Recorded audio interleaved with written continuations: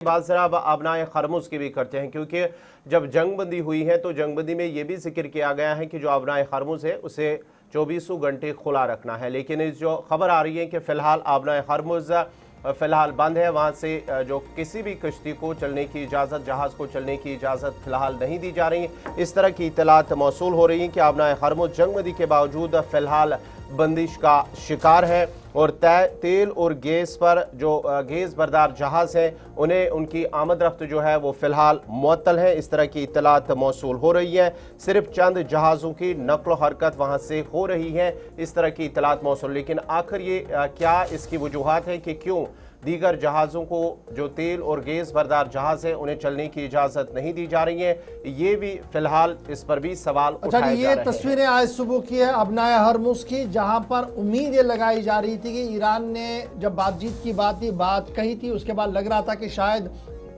रात देर गए से सूरत हाल बेहतर होगी, जहाज़ों का आना जाना होगा।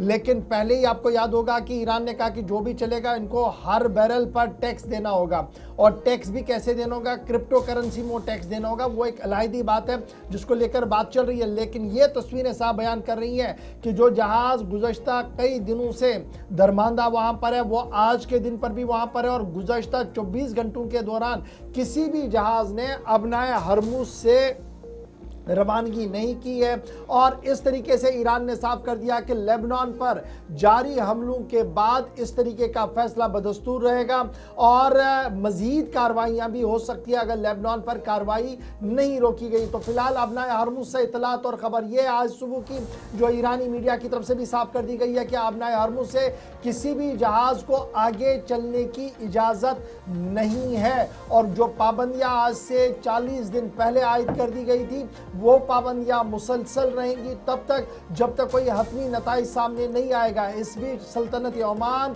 और वजारत ईरान की तरफ से बाज़ाब्ता तौर पर यह फैसला लिया गया है कि पर बैरल $1 वो भी क्रिप्टो करेंसी में लिया जाएगा। इस ज़िमन में भी ऑर्डर आज या कल तक जारी हो सकता है, जिसके बाद कुछ राहत यहाँ पर देखने को मिल सकती है। लेकिन ये राहत तभी मिल सकती है जब इजराइल हमले बंद करेगा और बेरूत या लेबनान पर जो सूरत हाल है इसको रोकेगा।